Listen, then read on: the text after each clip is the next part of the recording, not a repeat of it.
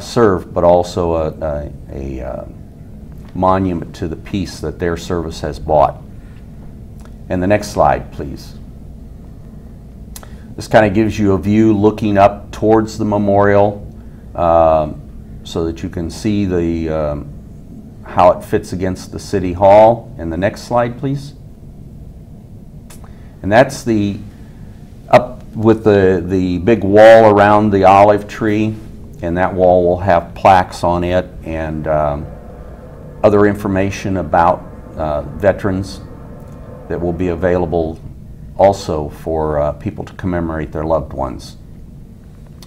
I'd like to go back to our guests now, because each of us that's on the Memorial Committee has served our country in some form or fashion, and that's one of the things that has been very interesting to me, is that on the committee, you know, Mike was in the Air Force, but he also has a son who is currently serving, and then Ken served, and he has a son who served.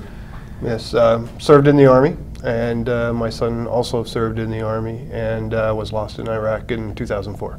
Yes. And then Mike, your son is? Homeward bound. Homeward bound, Yes, coming back from as Iraq. we speak. Yes. We hope that he will arrive at our front door perhaps tomorrow evening or Friday morning. But he has just finished his second deployment. And he is a captain and a West Point graduate. And he just won a second Bronze Star, among many other things that he's bringing with him. And it says a lot about his devotion to the Army. And it's been a long process of having a son away, and it wears on the family, as Ken can tell you.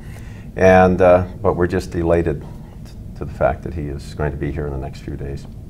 Yes. And I think that these two gentlemen illustrate very well the heart that's involved in putting together this memorial. I think everybody that's on the committee or on the foundation board has served, and it's not a casual thing we're doing. No, not at all.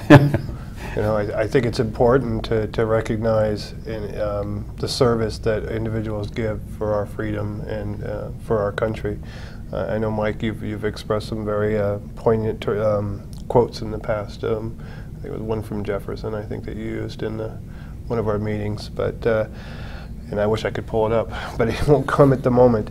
But I want to say, you know, coming from the era that I did, my dad served in the Marine Corps and, you know, died a Marine.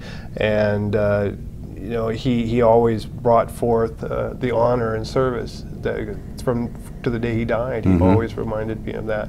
And I think sometimes it gets forgotten in generations. And as you're aware, I currently lead the Memorial and Veterans Day event that we have in the city of Campbell. And one of the things that I've said, and I continue to strive to, is I don't want another generation to take it for granted. I've raised my children, and I'm raising more children, and they absolutely will be, you know, guided to honor those that give that commitment, whether it be the ultimate commitment as my son, or the commitment of being there and returning home. They need to be honored. Right. Totally they do need agree, to be honored. Gentlemen. Totally agree. You know, in today's world, it's so easy to forget that the freedoms that we enjoy in this country, the ability to come on and do a broadcast even like this is something that's really very precious. It's not freely available around the whole world. No, it's not. And that was bought with a price. And whether you served and returned or you gave your life, you deserve to have a memorial. The city of Campbell recognized this. They have donated the land. They've helped us get started. And it's been with a lot of cooperation that we were able to put this in just a very beautiful location there in the city complex.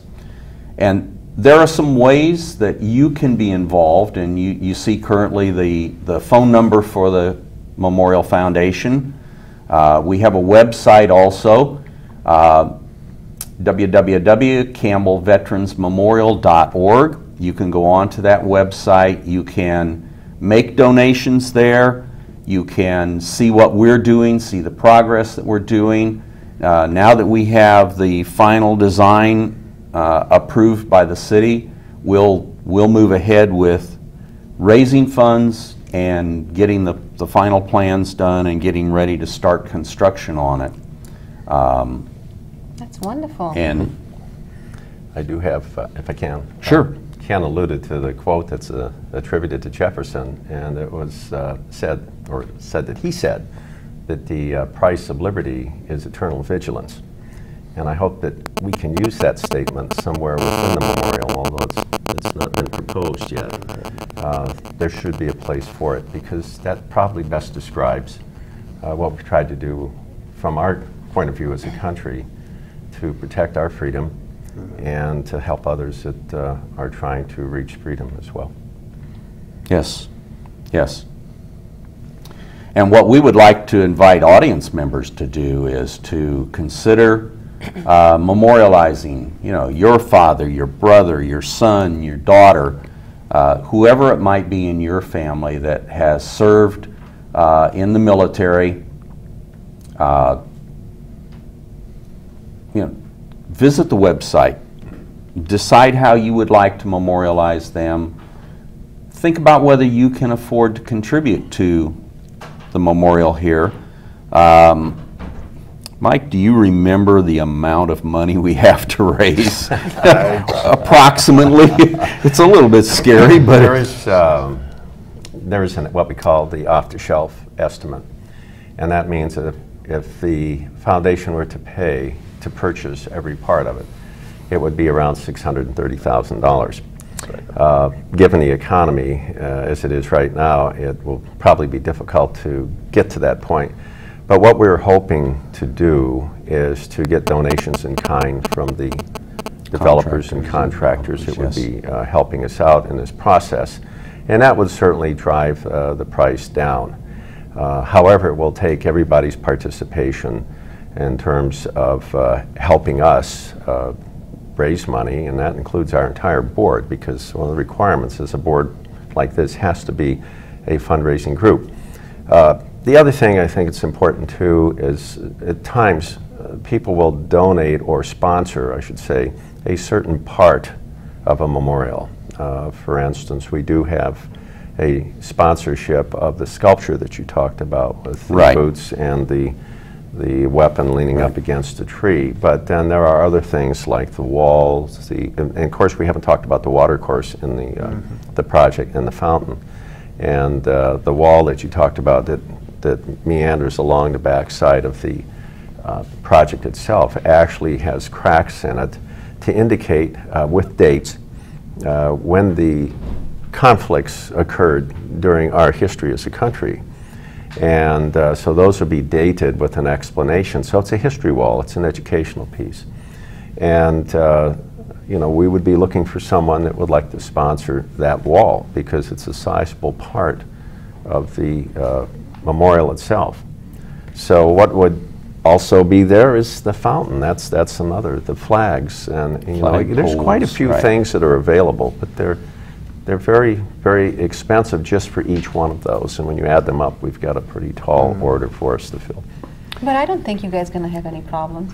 Just imagine all those people that are serving in our country right now.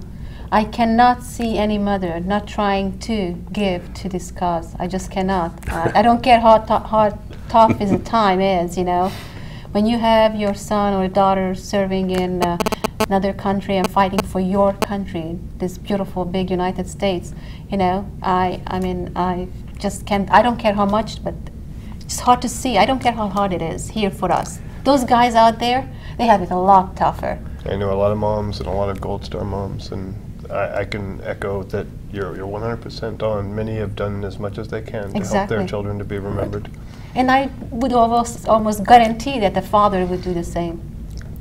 And you can speak to this issue coming from Hungary, well, a country that worked for its freedom. I can speak for it because I've been in this country for 22 years and I have enjoyed the freedom of this country. And I do tell you that no other country would have as much freedom if we wouldn't have fought for all those countries too.